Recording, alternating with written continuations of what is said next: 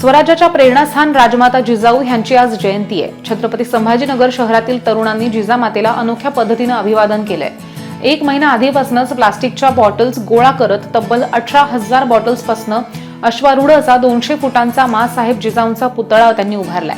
पर्यावरण संवर्धनाचा संदेश देऊन हा पुतळा उभारल्याचं आयोजकांनी सांगितलंय। हा पुतळा बघण्यासाठी छत्रपती संभाजीनगरसह मराठवाड्यातून शिवप्रेमी दाखल होत आहेत।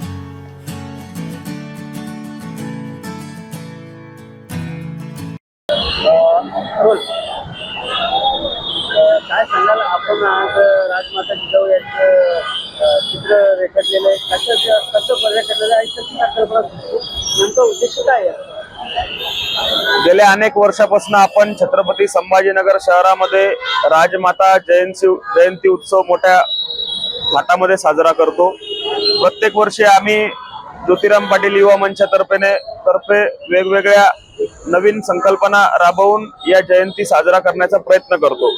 या वर्षी आम्ही 18,000 पाण्याच्या बॉटल पासून जिजाऊंचा 25 फुटाचा एक पोर्ट्रेट फोटो आपण तयार केलेला आहे। या शहराच्या केंद्रबिंदू असलेल्या क्रांती चौक येथे हा पोर्ट्रेट फोटो आम्ही तयार केलेला आहे। याच्यासाठी आम्हाला 5 ते 6 दिवसाचा कालावधी लागला आणि त्यामध्ये वेगवेगळ्या प्रकारचे आम्ही कलरचा वापर केलेला आहे आणि याच्या माध्यमातून आम्हाला सगळ्यांना एक संदेश द्यायचा आहे की प्लास्टिकच्या बॉटल, पाण्याच्या बॉटल आपण पाणी पिलो की आपण फेकून देतो, अशा गोष्टींपासून आपण एक चांगला मेसेज समाजाला देऊ शकतो।